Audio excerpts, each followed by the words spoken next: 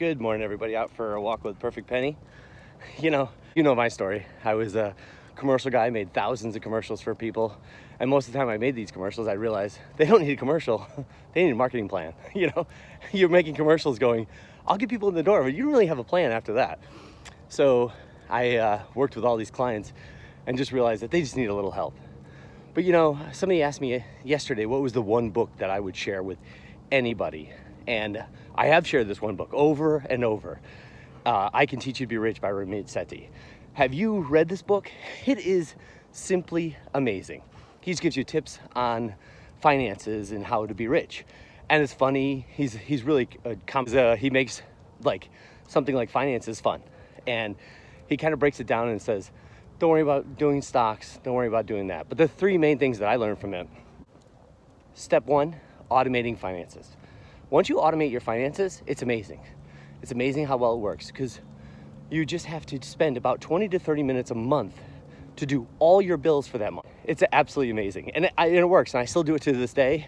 I sit down at the end of the month, do all my bills for the month, 20, 30 minutes. And I'm way more organized because people can ask me, what'd you spend on this? And I go, oh, here, I know exactly what I spent on this.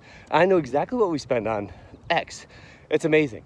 And once you automate it, then I put everything into a spreadsheet and I just build out the books. So when I go, boy, that power bill looks different, I look back at the last power bill.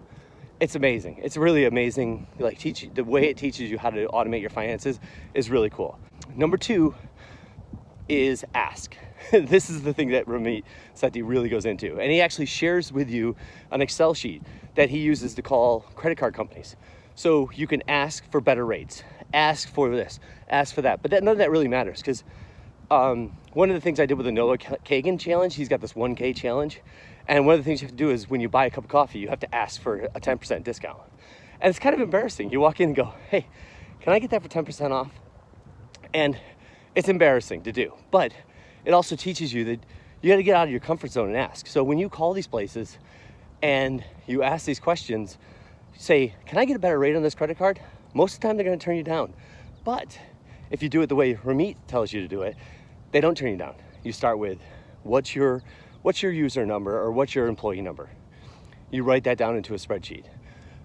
What you talked about, who you talked to, and those kind of things. Next time you call, you say, hey, last month when I called Jennifer, employee number 58678, she said this. And it works every time. I can't believe how well it works. And it's amazing. It's saved me thousands. I don't even know how much money. I should probably try to figure it out. But it's been thousands of dollars that I've gotten just by asking for better rates. It's amazing.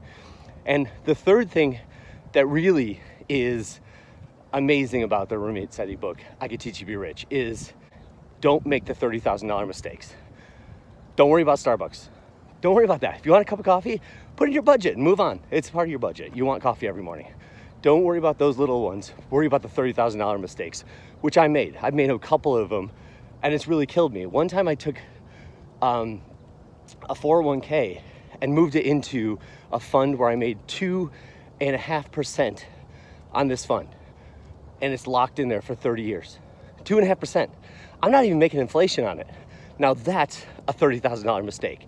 I made the mistake. I wish I didn't, but I did. And that's why I wish everyone should read this book. I just give it to anybody I see. I actually have 2 copies on hand all the time. In case somebody comes over and they ask questions, I go, hey, just check this book out. Some people it hasn't worked because some people just are scared of it because nobody wants to deal with finances. But then some people, you can see the light bulbs go off. And even if they just started a 401k, at least they're doing something. It's getting them on the path to thinking of freedom. That's what we're all trying to do, is get financially free.